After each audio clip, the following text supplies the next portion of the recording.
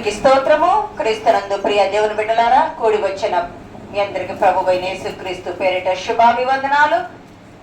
YouTube ద్వారా వాక్యం వింటున్న దేవుని పిల్లలకు ప్రభు పేరిట శుభాభివందనాలు. శాలం, సమాధానం, ఆశీర్వాదము మనందరికీ కలుగునుగాక. ఆమేన్. గత వారం మనం ఒక వాక్యం ధ్యానం చేసుకున్నాము. అదేమిటయ్యా అంటే న్యాయాధిపతుల గ్రంథము 9వ అధ్యాయం 8 నుండి 15 వచనాల్లో ఒక మాటను మనం ధ్యానం చేసుకున్నాము. ఆ మాట ఏమిటంటే చెట్ల గురించి మనం ధ్యానం చేసుకున్నాం. చెట్ల ద్వారా మనం నేర్చుకునే నీతి ఉపమానం ఏమిటి? చెట్ల ద్వారా అవి మన జీవితంలో మనకు అవసరం. చెట్ల ద్వారా మనం ఏం నేర్చుకుంటున్నాం అని చెప్పుకున్నాం. పోయిన వారం చెప్పుకున్న దానిలో మొదటిది వలీవా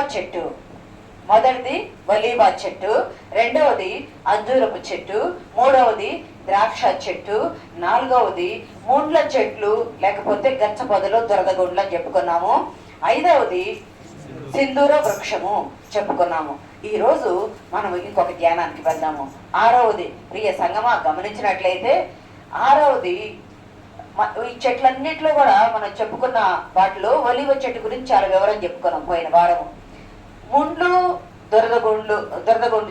ముండ చెట్లు, దొరదగొండు చెట్లు, ఇంకొకటి ఏమిటి గచ్చ పొదలు. ఇవి శాపానికి, పాపానికి, నాశనానికి గుర్తుగా మనము చెప్పుకున్నాం. ఎందుకంటే భూమి శపించబడిన తర్వాత మొలచినాయి కాబట్టి మానవ జీవితంలో కూడా అవి ఫలించని చెట్లు వలె ఉన్నాయి, ఫలించిన పనికిరాని చెట్లు వలె ఉన్నాయి. అవి దేనికి ఉపయోగం లేని చెట్లు ఉన్నాయి అంటే లోకముతో సమానమైనవి, అవి పాపానికి నడిపిస్తాయి. ఈరోజు మనం చెప్పుకునేది మస్తకి వృక్షము అంటారు. ఈ మస్తకి వృక్షాన్ని దీన్ని గుగ్గిలము అని కూడా అంటారు. గుగ్గిలము అందుకే ఇర్మియా గ్రంథంలో చూడవలసిన లేదు, కానీ ఇర్మియాలు అంటారు కదా, గిలాదులో గుగ్గిలము లేదా, అక్కడ ఏ వైద్యుడును లేడా, ఇది ఒక దినుసు. ఇప్పుడు సాంబ్రాణి ఎట్లా ఒక దినుసు, బోళము ఎలా ఒక దినుసు, అట్లాగే ఇది కూడా ఒక దినుసు. కానీ దీన్ని గమనిస్తే దీని ద్వారా మనకి ఏమొస్తుందయ్యా, ఈ చెట్టు ద్వారా మనకి ఏమొస్తుందయ్యా అంటే మస్తకి వృక్షం దగ్గరకు రాగానే ఇది నరకానికి సాదృశ్యంగా ఉంది. జ్ఞాపకం పెట్టుకోవాలి. నరకానికి సాదృశ్యంగా ఉంది, మరణానికి సాదృశ్యంగా ఉంది, సాతానుకు మాదిరిగా ఉంది చెట్టు. ఇప్పుడు కొన్ని చెట్లు అనుకున్నాము సమాధానానికి గుర్తుగా ఉన్నాయి, కొన్ని చెట్లు అనుకున్నాము ఫలానికి, మధురానికి గుర్తుగా ఉన్నాయి, కొన్ని చెట్లు అనుకున్నాము రక్షణకు, ప్రభు రక్తానికి సాదృశ్యంగా అని అనుకున్నాము. కానీ కొన్ని సుందర వృక్షం అనుకున్నాము, ఎర్ర పువ్వులు గలది అనుకున్నాము, అది యేసుక్రీస్తు రక్తానికి సాదృశ్యంగా ఉందని కూడా మనం చెప్పుకున్నాము. కానీ ఇక్కడ గమనిస్తే ప్రియ సంగమా, మస్తకి వృక్షము, మస్తకి గుగ్గిలం అనేది మన దగ్గరకు వస్తే బతుకున్న మనిషికి ఔషధంగా ఉంటది. బతుకున్న మనిషి మస్తకి వృక్షము కిందకి వెళ్తే అది మరణానికి అప్పగించబడుతున్నారు. గమనిస్తే న్యాయాధిపతుల గ్రంథం 4, 11, 12 వచనాలు చూస్తే చూడవలసిన లేదు, కానీ మనము సిసేరా అని ఒక వ్యక్తి ఉంటాడు. అతడు ఇజ్రాయేల్ మీద యుద్ధము చేయడానికి ఇనుపరథాలు కలిగి వచ్చేవాడు. అతని మరణం గురించి మస్తకి వృక్షం కింద ఉన్నప్పుడే అది తెలిసింది. అంతేకాదు, మీకు గుర్తుందా, మొదటి రాజుల గ్రంథం 13వ అధ్యాయం 12లో ఒక ప్రవక్త దేవుని చేత ప్రేరేపించబడి నువ్వు యెరూషలేమునకు వెళ్ళాయా, అక్కడికి వెళ్ళి నువ్వు ప్రవచించయ్యా అని చెప్పినప్పుడు ప్రవచించాడు. ఒక రాజు వస్తాడయ్యా, బలిపీఠం మీద బొగ్గిని అంటే బూడిదలు చల్లుతాడయ్యా, బలిపీఠాన్ని పగడ మనుషుల శవాలను ఎముకలను దాని మీద కాలుస్తాడయ్యా అని వచ్చి ఒక ప్రవక్త చెప్పి వెళ్ళిపోతాడు. అయితే దేవుడు ఏం చెప్తాడంటే, నువ్వు అక్కడికి వెళ్తున్నావు కదా, ఎట్లా వెళ్ళావు అలాగే నువ్వు తిరిగి వచ్చేసాయి, అక్కడ ఏ ఆహారం ఏది పుచ్చుకోవద్దయ్యా అని చెప్పి పంపిస్తాడు. అయితే ఒక ప్రవక్త వచ్చాడు, ప్రవక్త ఇలాగూ చెప్పాడని చెప్పి ఒక తండ్రి కుమారులు చెప్పగా, తండ్రి ఆయన కూడా ఒక వృద్ధ ప్రవక్తే. అతను ఎక్కడున్నాడు, అతను ఎటు వెళ్ళాడంటే గాడిదకు గంత కట్టించుకొని అతను ఒక మస్తకి వృక్షము కింద ఉంటాడు. ఈ తండ్రి వచ్చి, నువ్వు ప్రవక్తవి, దేవుడు నిన్ను పంపించాడు, నేను కూడా ప్రవక్తే, నువ్వు నా దగ్గరకు వచ్చి ఆహారం తీసుకో అంటే, లేదు దేవుడు నన్ను ఎక్కడ ఆహారం తీసుకోవద్దన్నాడంటే, దేవుడు నాకు చెప్పాడు, దూత నాకు చెప్పింది, నువ్వు కూడా వచ్చి ఆహారం తీసుకొని అతను వెనక్కి తీసుకొని వెళ్ళిపోతాడు. దేవుడు వెళ్ళొద్దని చెప్పినాక వెళ్ళకూడదు.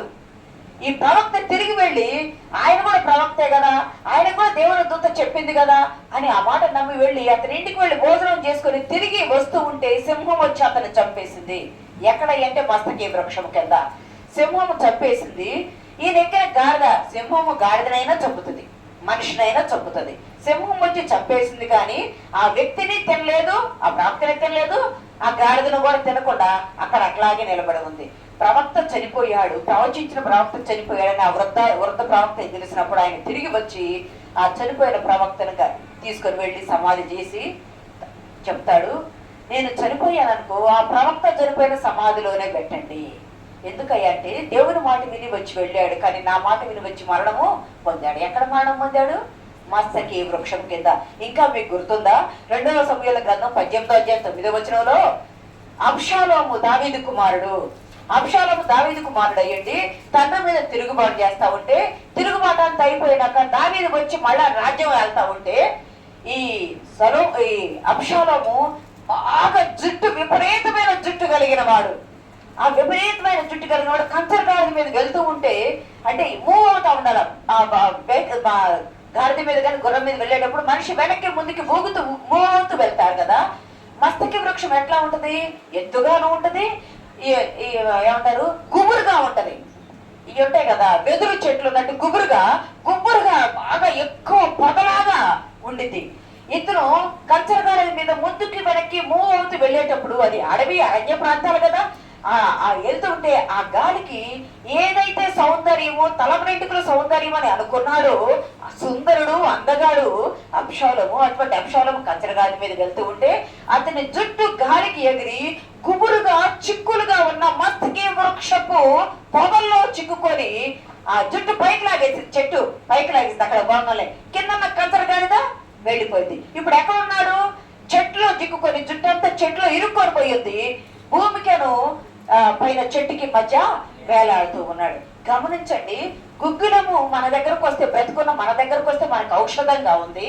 బ్రతుకున్న మనము మస్తకి వృక్షం దగ్గరికి వెళ్తే అది నరకంగా ఉంది, అది మరణంగా ఉంది, అది సాతానుకు మాదిరిగా ఉంది. సిసేరా కూడా ఇక్కడే చనిపోయాడు కదా, అబ్షాలోము కూడా ఇక్కడే చనిపోయాడు కదా, ప్రవక్త కూడా ఇక్కడే చనిపోయాడు కదా.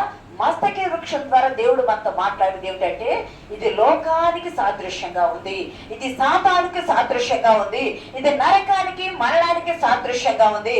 మనము లోకములోనే ఉన్నాము కానీ లోకస్తులుగా ఉండకూడదు. లోకములోనే ఉన్నాము, లోకస్తులుగా ఉండకూడదు.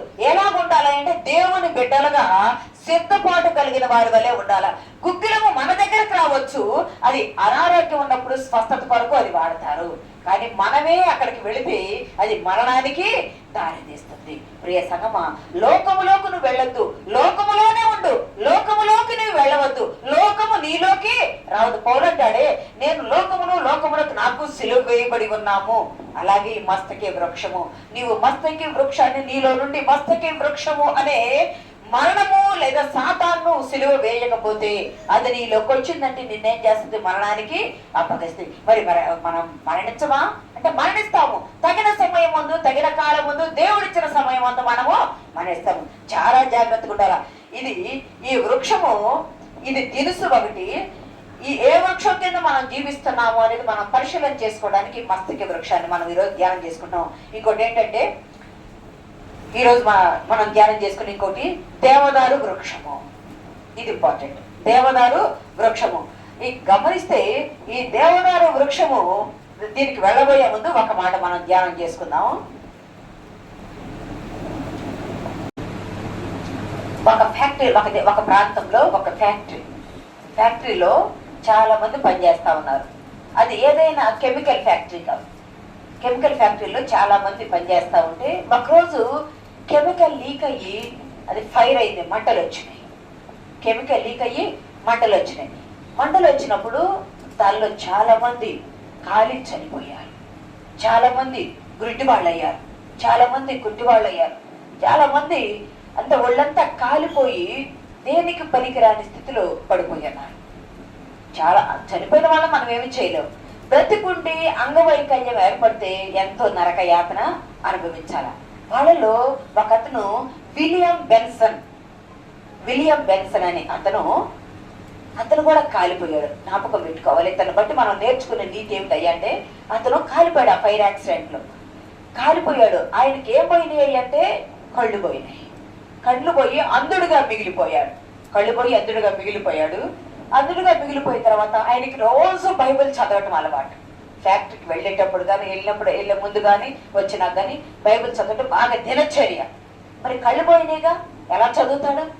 అయితే ఆయన ఏం చేశారంటే బ్రెయిలీ లిపి అంటారు కదా, అందులో చదివేదాన్ని. అది ఎలా ఉంటుంది, పేపర్ లాగా ఉంటుంది కానీ బిడుపులుగా ఉంటుంది. దాన్ని ఇట్లా టచ్ చేస్తే వీటిని ఏమంటారంటే ఫింగర్ టిప్స్ అంటారు.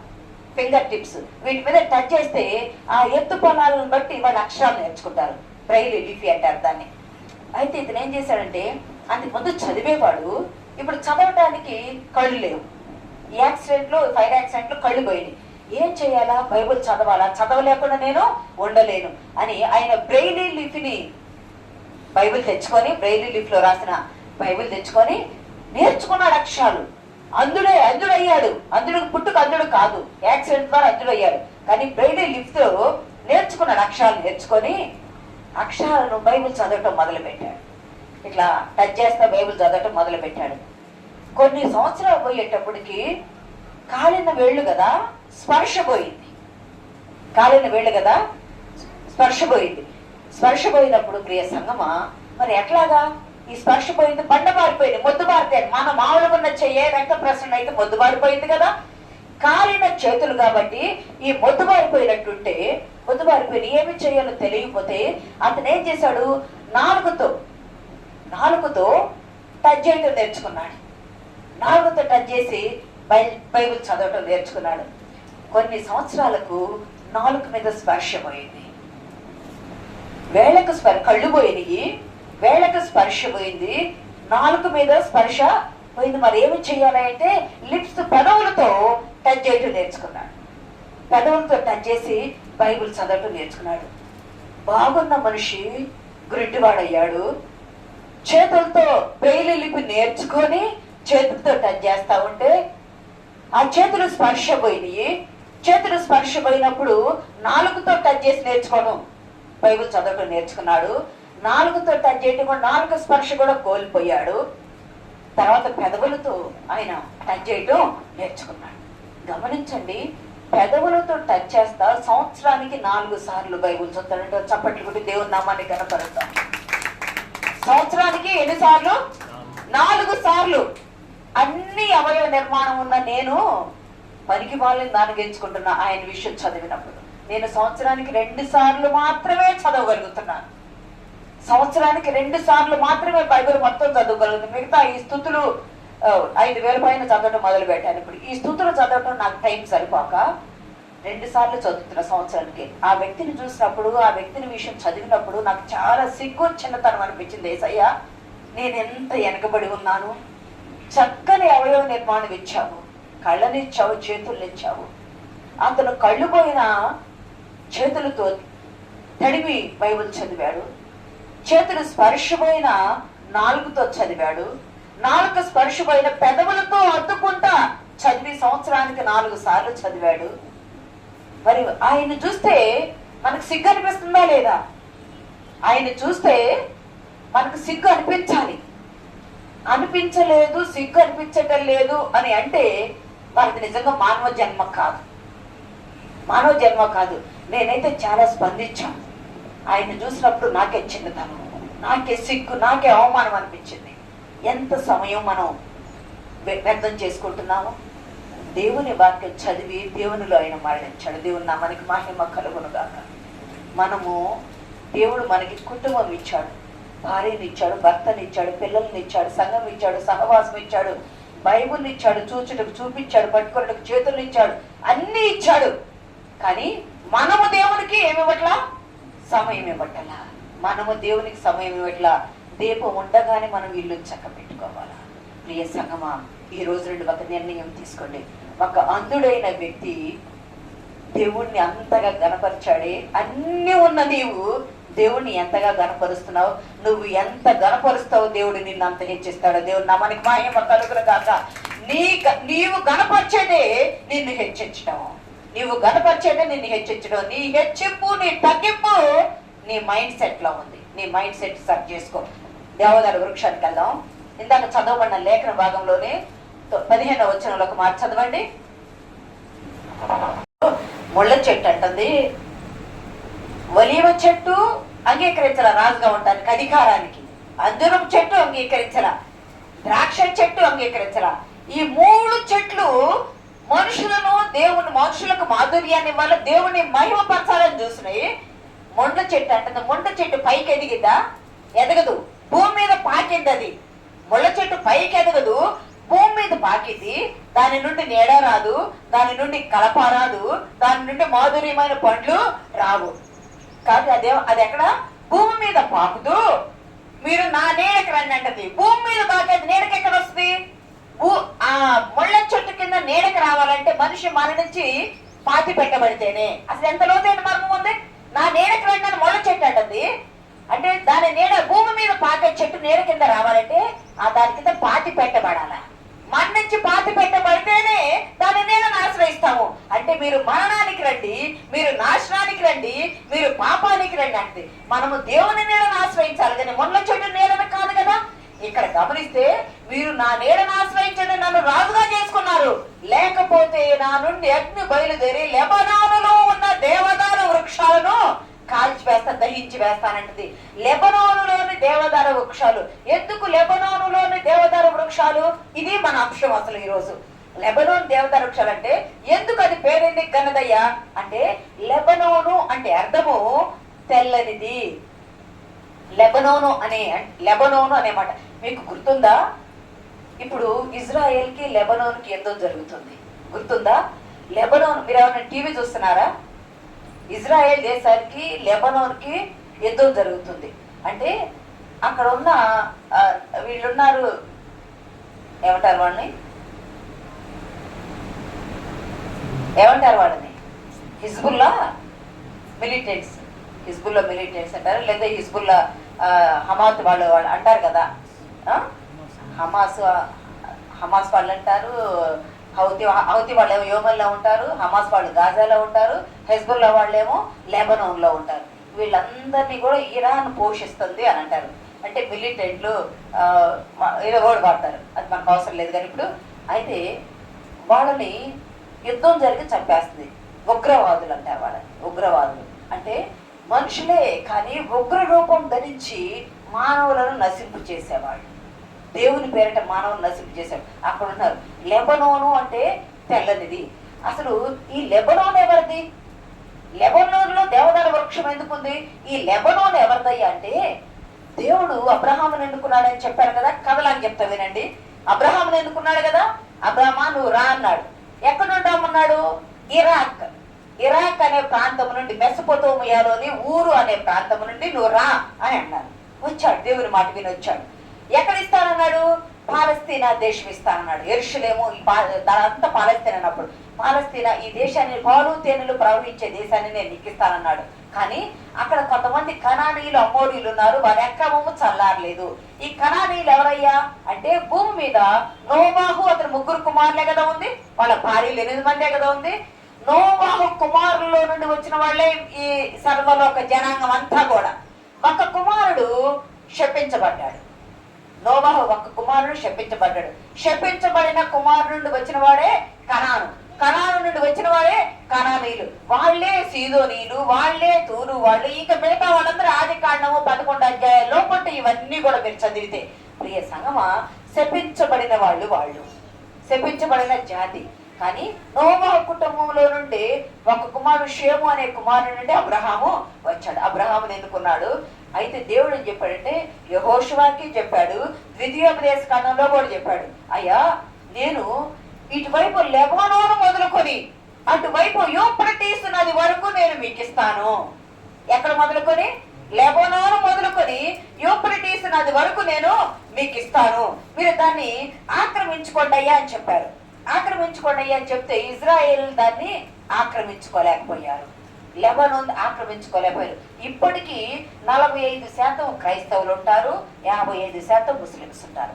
ఇప్పటికీ ఒక గవర్నర్, ఒకరు క్రిస్టియన్ గా ఉంటారు, ఒకరు ప్రధానమంత్రిగా ఉంటారు. ముస్లిం ఒకళ్ళు, క్రిస్టియన్ ఒకళ్ళు ఉంటారు. ప్రియ సంగమా, గమనిస్తే ఈ లెబనోను అనేది తెల్లనిది. ఇక్కడ ఏముంటాయి అంటే దేవదారు వృక్షాలు ఉంటాయి. ఇది ఎక్కడుంది? పాలస్తీనా యెరూషలేము ప్రాంతం అన్నాం కదా. దానికి ఉత్తరాన ఉన్న పర్వతాలే ఈ లెబనోను. పాలస్తీనా దేశానికి ఉత్తరాన ఉన్న పర్వతాలే ఈ లెబనోను. ఇది ఎలా ఉంటదయ్యా అంటే మంచుతో కప్పబడి ఉంటది. ఇంతకు ముందు కూడా నేను మీకు చెప్పాను, 10,000 అడుగుల ఎత్తు కలిగి ఉంటది. గమనించండి, 2 పర్వత పంక్తులు ఉంటాయి. 10,000 అడుగుల ఎత్తు కలిగి ముందుకు పోయే కొంది, ఉత్తరానికి పోయే కొంది 6,000 అడుగులు కలిగి, ఒకటేమో 10,000, ఒకటేమో 6,000 అడుగులు కలిగి ఉంటది. ఆ రెండింటికి మధ్య ఒక లోయ ఉంటది. ఆ రెండింటికి మధ్య పికా అని ఒక లోయ ఉంటది. గమనిస్తే లెబనోను లోయ అని కూడా, లేదా సిరియా లోయ అని కూడా దాన్ని రోమన్లు పేరు పెట్టంటారు. దీనిలో 2 నదులు ఉంటాయి. లెబనోను గురించి చెప్తున్నాను, గమనించండి. దీనిలో 2 నదులు ఉంటాయి. లిటనీ అనే ఒక నది, ఇంకోటి ఓరంటీస్ అనే నది ఉంటది. ఒకటి ఉత్తరం నుండి దక్షిణానికి, ఒకటి దక్షిణం నుండి ఉత్తరానికి పారుతా ఉంటది. ఇది ఏమిటంటే నీటి ఊటలు గల ప్రాంతము లెబనోను. నీటి ఊటలు ఎక్కువ ఉంటాయి. ఇది ఫలవంతమైనది, మంచి ఫలాలు వచ్చేది. దాని వనాలు సుప్రసిద్ధాలు. అది అడవి మృగాలతో నిండి ఉంటది. మీకు గుర్తుందా, యేసుక్రీస్తు ప్రభు వారు ఒక కొండ మీద, తాబోరు అనే ఒక కొండ మీద, రూపాంతరం కొండ మీద ఏలియా మోషే వస్తారు. మీకు గుర్తుందా? ఏమంటారు, యోహాను యాకోబు పేతురును తీసుకొని ఒక కొండ మీదకి వెళ్ళాడు యేసుక్రీస్తు ప్రభు వారు. అక్కడ రూపాంతరం చెందారు అన్నాం కదా. ఇది లెబనోనులో ఉన్నటువంటి తాబోరు కొండ, దాన్ని బోడి కొండ అంటారు. ఈ ఎక్కడుంది కొండ? లెబనోను ప్రాంతం అన్నాం కదా. ఈ లెబనోన్ ఎక్కడికి ఉంది అంటే, మీరు ఇంటికి పోయినాక కొత్త నిబంధన మ్యాప్ లో చూస్తే ఈ సముద్ర తీరానికి ఈ పైన ఉంటది. ఇక్కడే సీదోను, తూరు, లెబనోను, కింద వస్తే గలలియా, కానా, ఇవన్నీ ఊళ్ళు ఉంటాయి. గలలియా, నజరేతు, కానా, ఇవన్నీ ఉంటాయి. ప్రియ సంగమా, దేవుని బిడ్డలారా, మీకు అర్థమవుతుందో బోరు కొడుతుందో నాకు తెలియదు, కానీ జాగ్రత్తగా గమనించండి. గమనించినట్లయితే ఇది మంచుతో కూడిన ప్రాంతము. ఈ లెబనోన్ లోనే తాబోరు కొండ ఉంది. యేసుక్రీస్తు ప్రభు వారు రూపాంతరం చెందింది ఇక్కడ ఉన్న కొండల్లో ఒక పర్వతం మీద, బోడి కొండ అంటారు దాన్ని. అంతేకాదు, ఇక్కడ ఉన్న ఒక పర్వతాన్ని ఏమంటారంటే హెర్మోను పర్వతము అంటారు. ఇక్కడున్న పర్వతాల్లో ఒక పర్వతాన్ని హెర్మోను పర్వతము.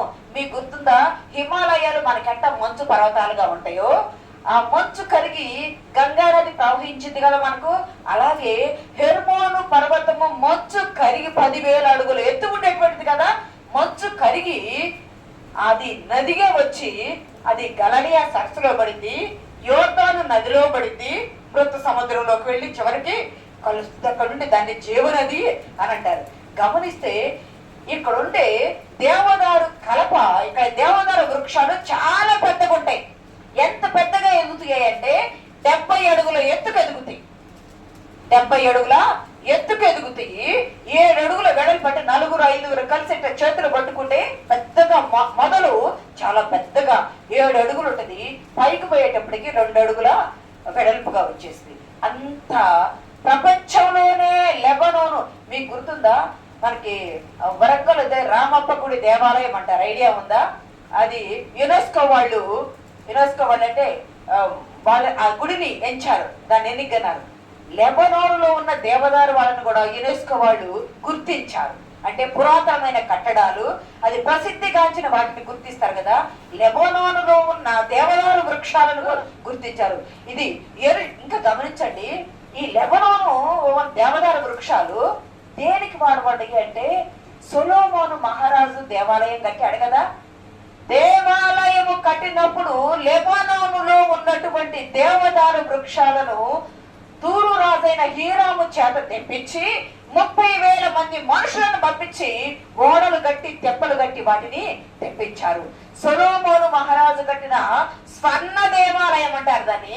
ఆ దేవాలయంలో ఈ దేవదారు కలపను వాడారు. ఎందుకు గమనించండి, ఇది ఈ భాగం అంతా ఎవరిదయ్యా అంటే దేవుడు అబ్రహామునికి ఇస్తానన్న వాగ్దానం చేశాడు. యెహోషువ కూడా చెప్పాడు. యెహోషువ 13:5లో, ద్వితీయోపదేశకాండం 11:24లో మీరు ఆక్రమించుకోండి, ఇదంతా మీదే అన్నారు. కానీ ఇశ్రాయేలీయులు ఆక్రమించుకోలేకపోయారు ఇప్పటికీ కూడా.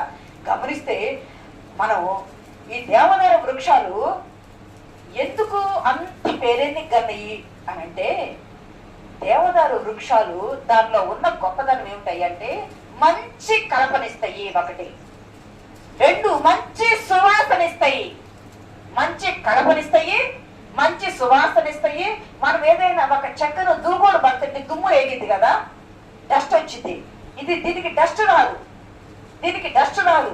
ఇంకా గమనించినట్లయితే దీంతో అందమైన ఫ్లవర్స్ గా కూడా తయారు చేస్తారు. ఈ కర్రతో మంచిగా చేయడానికి, దుమ్ము రేగకుండా మంచిగా నకేషి పనిగా చేయడానికి ఇది వచ్చింది. మధురమైనటువంటి సువాసన ఇచ్చింది. ఇది వైభవానికి గుర్తుగా ఉండేది. గమనిస్తే వైభవానికి ప్రసిద్ధి చెందింది. మీ దేశంలో ఏది గొప్పదయ్యా అని మనం ఇతర దేశాలు కానీ ఎవరైనా ఇతర దేశస్తులు మన దగ్గరకు వస్తే అడిగితే మనం ఏం చెప్తాం? మన దగ్గర హైదరాబాద్ చార్మినార్ ఉంది, సాలార్ జంగ్ మ్యూజియం ఉంది, ఇవన్నీ చెప్తాం కదా. గొప్ప మనకి ఏది గొప్ప? మనం ఏం చెప్తాం? మన మిరియాలగూడలో రైస్ మిల్లులు ఉన్నాయి, ఆసియా ఖండంలోనే 2వ దానిగా ప్రసిద్ధి చెందిందని చాలా ప్రౌడ్ గా గర్వంగా చెప్పుకుంటాం. అతిశయంగా కాదు కానీ గొప్పతనంగా చెప్పుకుంటాం.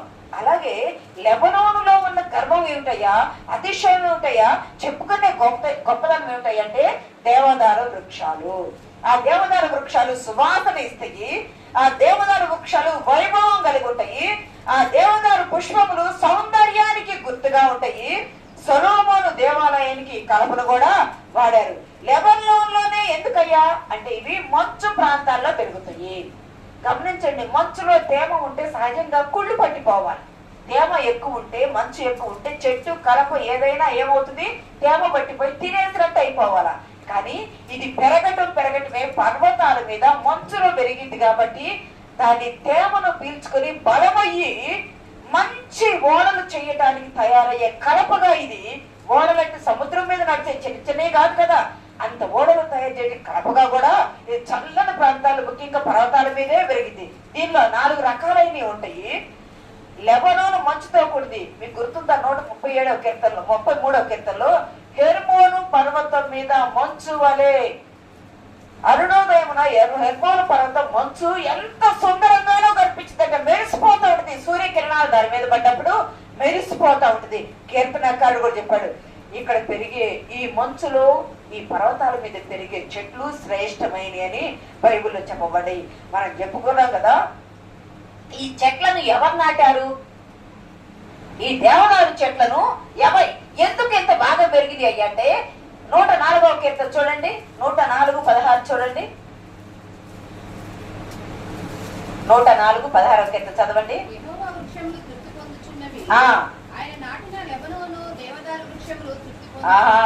ఎవరు నాటారు ఈ చెట్లను? దేవుడు నాటాడని ఉంది ఇక్కడ. లెబనోనులో ఆయన చెట్లు తృప్తి పొందుతూ ఉన్నాయి. లెబనోనులో దేవుడు నాటిన చెట్లు తృప్తి పొందుతున్నాయి. ఈ ఎవరు నాటారు అంటే దేవుడే నాటాడని కీర్తనకారుని ద్వారా మనకు చెప్పబడుతుంది. ప్రియ సంగమా, అరబీలు అంటారు దీన్ని దేవుని చెట్టు అంటారు. అరబీ దేశస్తులు ఏమంటారు? దేవుని చెట్టు అంటారు. ఎందుకంటే భూమి మీద మొదలుకొని తేమలు మొదలుకొని ఆకాశ మేఘాలు అంటే దాని మీద పోతా ఉంటాయంట. ఆకాశ మేఘాలు దాని మీద. ఇంకా కొంతమంది పండితుల అభిప్రాయం తెలుసా? ఈ లెబనోనులో ఉన్న హెర్మోను పర్వతం దగ్గర, ఈ మంచు పర్వతాల దగ్గర దేవుని దూతలు దిగి వచ్చి దేవుడు చెప్పిన కార్యాలు, దేవుని దూతలు భూమి మీదకి దిగి రావాలి కదా. దిగి వచ్చినప్పుడు హాల్టింగ్ ప్లేస్ అంటారు చూసారా? మధ్య హాల్టింగ్ ప్లేస్ లాగా ఈ లెబనోను ఉంటదని పండితులు ఎంత గొప్ప సాక్ష్యం చప్పట్లు కొట్టి దేవుని నామాన్ని కనపరుద్దాం. లెబనోను వలే నీవు ఉండాలా, దేవదారు వృక్షం వలే నీవు ఉండాలా. లెబనోన్ అంత గణపతి యెషయా గ్రంథం 57:15 ఒక మాట చదువుకుందామండి. ఫాస్ట్ గా చెప్పేసి 57:15. మహాగణుడు మహోన్నతుడు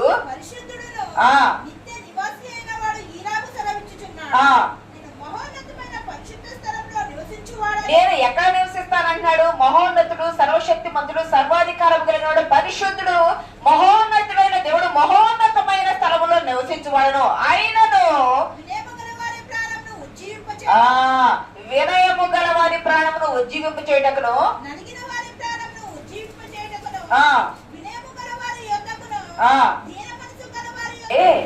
దేవుడు దేవదారు వృక్షాన్ని సొలొమోను కూడా దేవదారు వృక్షం గురించి చెప్పాడు, హిస్సోపు మొక్క గురించి చెప్పాడు. అంటే గమనించండి, దేవుడు ఎటువంటి వాడు అంటే మనం హిస్సోపు వంటి వారము.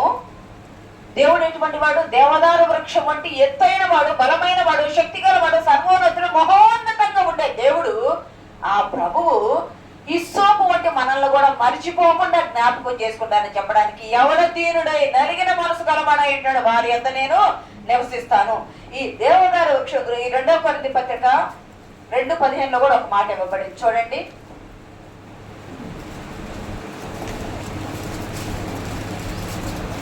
2 కొరింథీ పత్రిక 2:15 రక్షింపబడు వారి పట్లను నశించు వారి పట్లను మేము దేవునికి క్రీస్తు సువాసన అయి ఉన్నాము.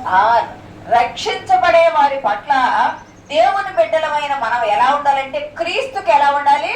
సువాసన. దేవదారు వృక్షం ఎలా ఉంది? సువాసన కాదు. ఇప్పుడు సువాసన లేకపోతే కుళ్ళిపోతే కదా కుళ్ళుడు వాసన వచ్చేది. సువాసన ఎప్పుడు వస్తుంది? నువ్వు మంచిగా ఉంటే వస్తుంది. నువ్వు ఆరోగ్యవంతులుగా ఉంటే ఆరోగ్యకరమైన వాసన వస్తుంది. నీవు అనారోగ్యంతో ఉంటే అనారోగ్యపు వాసన ఆటోమేటిక్ గా వచ్చేస్తుంది. మరి నీ దగ్గర సువాసన రావాలంటే నువ్వు రక్షించబడితే, నువ్వు రక్షించబడ్డావు కాబట్టి, దేవుని బిడ్డగా ఉన్నావు కాబట్టి దేవునికి నువ్వు ఎలా ఉంటావు? సువాసనగా ఉంటావు. నువ్వు రక్షించబడకపోతే నీలో ఏముంటది? పాపము నివాసం చేస్తా ఉంటుంది కాబట్టి నువ్వు పాపివే, నీలో దుర్గంధమే వస్తుంది. కానీ దేవుని క్రీస్తుకు సువాసనగా నువ్వు ఎలా ఉంటావు? దేవదారు వృక్షం ద్వారా దేవుడు మనతో చెప్తున్నాడు, అది దేవుడు నాటిన చెట్టు, నువ్వు దేవుడు రక్షించిన బిడ్డవి. ఆ చెట్టును దేవుడు నాటాడుగా, నిన్ను కూడా దేవుడు కడిగి నిన్ను రక్షించాడుగా. దేవునికి దేవదారు చెట్టు సువాసనగా ఉంది కదా, నువ్వు క్రీస్తుకి ఎలా ఉండాలి? సువాసనగా ఉండాలి కదా, సుగంధముగా పరిమళ ద్రవ్యముగా నువ్వు ఉండాలి కదా. ఇంకా గమనిస్తే చూడవసరం లేదు కానీ లేవియాకాండము 14 అప్పట్లో గమనిస్తే 2 పక్షులను బలిస్తారు. ఇంతకు ముందు నేను చెప్పా, గుర్తుందా? 2 పక్షులను బలించేటప్పుడు ఒక మట్టి కుండలాన్ని తీసుకుంటారు, నీళ్లు తీసుకుంటారు, ఎర్ర నూలు తీసుకుంటారు, దేవదారు కర్ర కూడా తీసుకుంటారు. 14 లేవి చూడవసరం లేదు కానీ లేవి 14 ఉంటుంది. దేవదారు బలి ఇచ్చేటప్పుడు కుష్ఠరోగం అనుకో, ఏదైనా ఒక పాప అనుకో, ఏదైనా ఒక బలి ఇచ్చేటప్పుడు ఏం చేస్తారు? దేవదారు కర్ర కూడా వేస్తారు. బలి ఇచ్చేటప్పుడు ఎందుకు వేస్తారయ్యా అంటే అక్కడ రక్తం చిందిస్తారు బలి కదా. రక్తం చిందించేటప్పుడు రక్తపు వాసన నీచు వాసనగా వస్తుంది. అంత రక్తం చిందించేస్తా ఉంటే నీచు వాసనగా వస్తే అది రాకుండా ఉండటానికి దేవదారు కర్రను వేస్తారు. దేవదారు కర్ర ఏమవుతుంది? సువాసనిస్తుంది. దేవదారు కర్రలు ఇంకొక గొప్పతనం ఏమిటయ్యా అంటే అది దేవుని చెట్టు అని చెప్పబడింది. దేవదారు కర్ర రక్షించబడిన మానవునికి గుర్తుగా ఉన్నది. దేవదారు కర్ర జిగురు కలిగి ఉంటది. జిగురు, ఇప్పుడు ఏదైనా ఒక చెట్టుకి బంక లాంటిది కారుతూ ఉంటే అది జిగురు తొందరగా పాడు కావడానికి ఆస్కారం ఉండదు. దేవదారు కల్లా ఏథెన్స్ పట్టణంలో ఒక దేవాలయానికి దేవదారు కర్రను వేస్తే 400 సంవత్సరాల పైన అది పాడు కాకుండా ఉంది.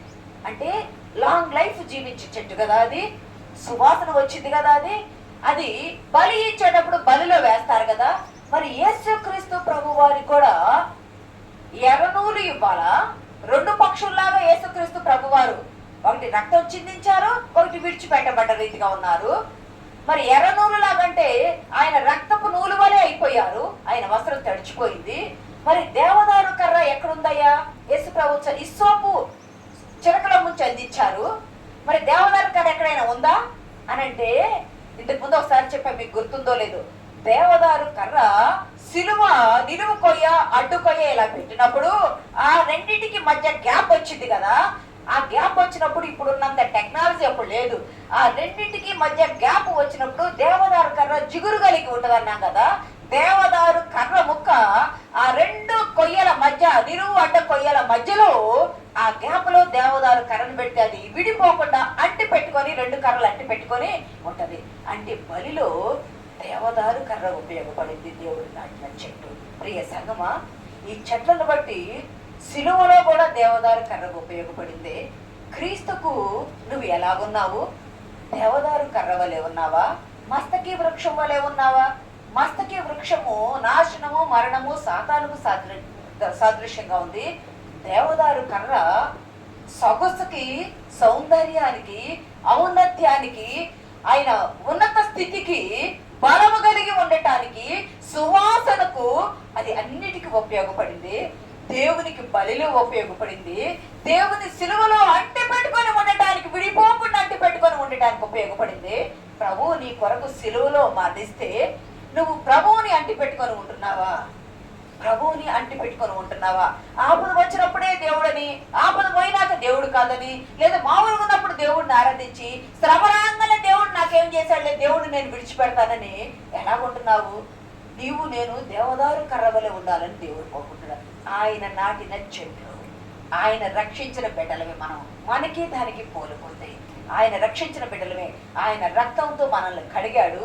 అది జిగురు సహవాసానికి గుర్తుగా ఉంది. ప్రభు మన చెయ్యిని పట్టుకొని పరలోకం తీసుకువెళ్లే వరకు కూడా మనతో ఉంటానంటున్నాడు. నువ్వు ఎలాగున్నావు ప్రియ సంగమా, దేవుని బిడ్డలారా? అది మానవులకు దేవునికి ఉపయోగపడింది, నీడనిచ్చింది, కలపనిచ్చింది. దాన్ని ఫైనాయిల్ అంటారు, దాన్ని ఫైన్ ట్రీ అంటారు, లేదా సీడర్ ట్రీ అంటారు, ఫైనాయిల్ అంటారు. సువాసన వస్తుంది. ఇంట్లో ఓపెన్ చేసి పెడితే ఫైనాయిల్ సువాసన వస్తుంది, సువాసనగా ఉంటుంది. దాని చెట్లు దేవుడు నాటిన చెట్లు, దాని చెట్టు నీడ మధురమైన సువాసన.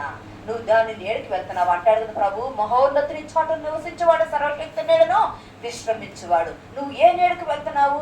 లోకమనే ముళ్ళ చెట్టు నీడకి వెళ్తున్నావా? ముళ్ళ చెట్టు నీడ మరణము సమాధి చేస్తుంది. ఈ దేవదారు నీడ నీకు ఆశ్రయంగా ఉంటుంది. గుబురుగా పెరిగిద్ది, విశాలంగా పెరిగిద్ది, పొడవుగా పెరిగిద్ది, బలంగా పెరిగిద్ది, ఆకాశాన్ని నిండుతూ ఉంటది. దేవుని ఔన్నత్యాన్ని, గొప్పతనాన్ని చాటుతుంది. రక్షించబడ్డ నీవు ఎలా ఉన్నావు? దేవుని సువార్తను చాటే సాక్షిగా ఉన్నావా? నామకార్థ క్రైస్తవ జీవితంగా నీవు ఉన్నావా? నువ్వు పరిశీలన చేసుకోవాలా. బలమైన దేవుడు, బలవంతుడైన దేవుడు, బలమైన చెట్టును మనకి ఈరోజు మాదిరిగా చూపించి నువ్వు క్రీస్తుకు సువాసనగా ఉన్నావా లేదా? నిన్ను నీవు పరిశీలన చేసుకోమంటాడు. నీకు కష్టం వచ్చినా నష్టం వచ్చినా ముళ్ళ చెట్టు నీడ కాదు నువ్వు వేయాల్సింది. దేవదారు వృక్షం వంటి బలమైన దేవుని నీడలో, సిలువ నీడలోకి నువ్వు వెళితే నువ్వు ఉన్నత స్థితికి నడిపించబడతావు. ఇందాక మనం ఉదాహరణ చెప్పుకున్న రీతిగా ప్రియ సంగమా, దేవుని బిడ్డలారా, ఉదాహరణ చెప్పుకున్న రీతిగా దేవుని సన్నిధానంలో ఆ వ్యక్తి ఎలాగో తను శరీరంలో అవయవాలు కోల్పోతున్నా కూడా దేవుడిని విడిచిపెట్టలేదు.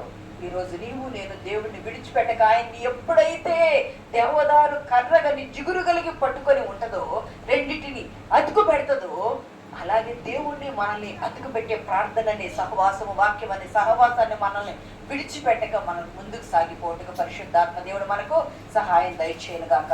ఆమేన్.